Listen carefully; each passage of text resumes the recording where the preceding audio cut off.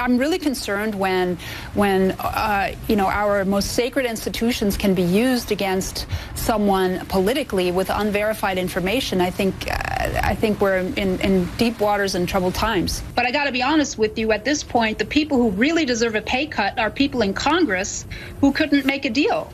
This is an absolute disgrace, and they should all lose their pay over this. If these allegations are true, I find that all very sad and very horrible.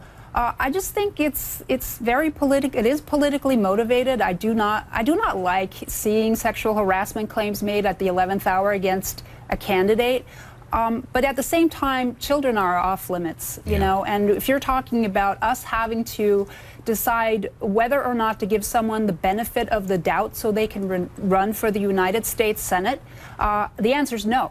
Yeah. You know, so it's like, I mean, it's just kind of very Chicken Little, kind of, you know, the sky is falling with this whole thing. I really don't think there's anything there in terms of going after the president. I don't think it's the president's fault that he didn't know what Paul Manafort did, or whether he did or didn't know. I don't think he had anything to do with it, just because Paul Manafort owned real estate in Trump Tower. What does that have to do with anything? Who fired James Comey, which goes back to wanting to end this Russia investigation, which the president could be obstruction of justice. Okay, but I mean, we could get into a whole thing with James Comey, like, you know, the $9 million going to a law firm that's missing, that now the DNC paying for the Trump dossier, that's a fake dossier, that Comey might have gotten a FISA warrant with. Okay, and, let's dig ourselves out of this rabbit hole. Okay, Well, my overall impression of the investigation is Mr. Mueller has spent an awful lot of time sending the impression to exonerate Hillary Clinton and impeach President Trump.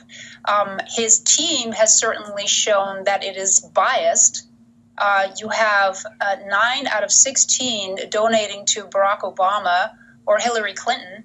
And you have these text messages with Peter Strzok, and then you have the Fusion GPS scandal with Mr. Orr. So I'm a little bit disturbed by all of it. Politics is the art of compromise, and if the compromise is we want the wall and they can get DACA, then perhaps that is something that we can look at. Although I have to be honest with you, we have over 1 million victims, American victims of human trafficking, children on our streets, and we're prioritizing illegal aliens. That is absolutely shameful. Alex, not clapping the president is now treason?